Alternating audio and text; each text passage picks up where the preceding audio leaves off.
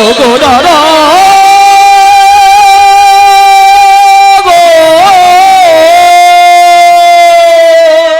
আছাড় খেয়ে লুটিয়ে পড়েছে প্রভু রামচন্দ্রের চরণে। দাদা, বাবা তো মৃত্যুর শয্যায় এতক্ষণ মারা গেছে, বাবার অবর্তমানে জ্যেষ্ঠ দাদা হয় পিতৃতুল্য, তুমি ফিরে চলে।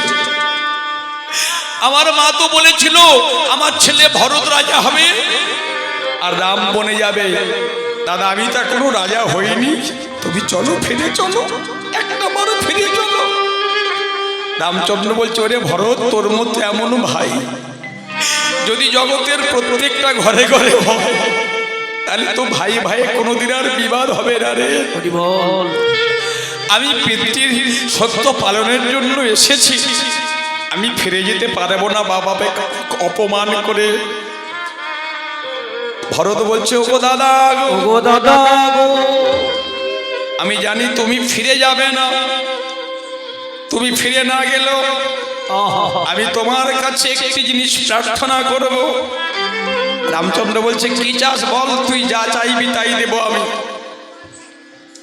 অযোধ্যার যে সোনার সিংহাসন, যে সিংহাসনে তোমার আসীন হওয়ার কথা ছিল, যদি জীবন থেকে আত্মাটা বেরিয়ে যায় দেহ থেকে, তবু ওই সিংহাসনে আমি বসতে পারবো না। তুমি যদি না যাবে, তোমার ওই চরণ যুগলের খড়ম দুখানি তুমি আমার মাথায় তুলে দাও। তোমার ওই চরণের খড়ম দুখানি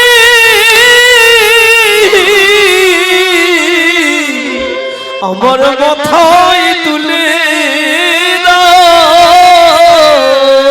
ওই সোনার সিংহাসনে তোমার খড়ম দুখানি বসে আমি রাজ্য শাসন করব।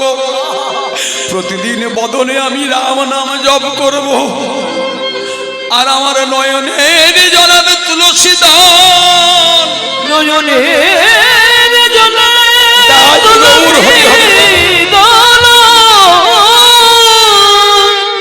সেই ভক্তি চন্দন মিশায়ে, ভক্তি চন্দন মিশায়ে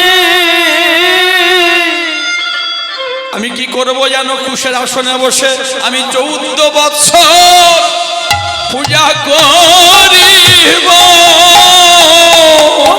তাই গৌর হরি হরি।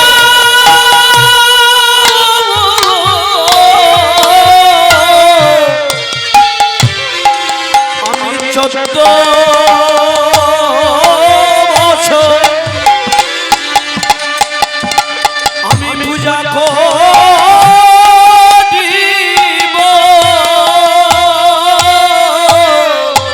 ওমা, ভগবান যখন ফিরে গেলেন বনবাস থেকে গিয়ে ভরতকে বলেছিল, কি তুই চাস বল?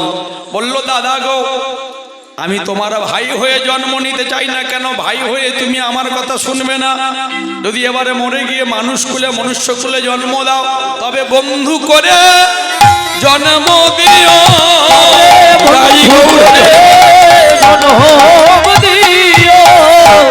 ওই সেই সুদামা বন্ধু হয়ে এলো। আর সুদামার মা রচনা দেবী কি করলেন? গুরুকুলে এসে হাজির হলেন আর গুরুদেবের চরণে এসে প্রণাম করলেন। কৃষ্ণ বলরাম আর সুদামার সঙ্গে বন্ধুত্ব হয়ে গেল মায়েরা।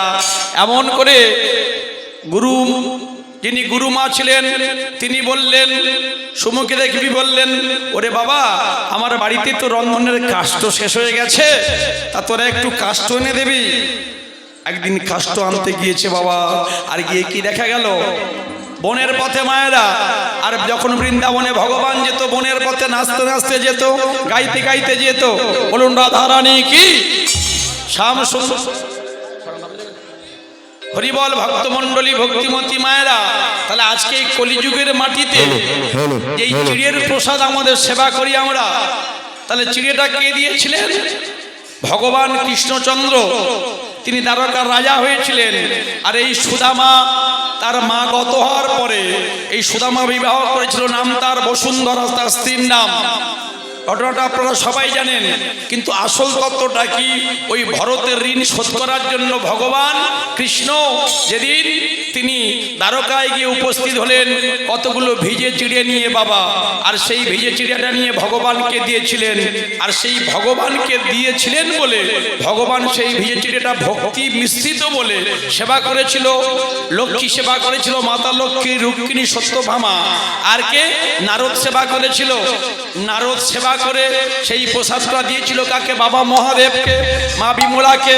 ভক্তমণ্ডলী, ভক্তিমতী মায়েরা, আজকে সেই ভক্ত আর ভগবানের মিলন আমরা রাখবো। আমরা একসঙ্গে বলবো হরি বল, দুহাত তুলে বলে রে হরি নাম, পূর্বের তোর সকল মনস্কার। হরি হরি বল, দুহাত তুলে বল রে হরি নাম, পূর্বের তোর সকল মনস্কার। একবার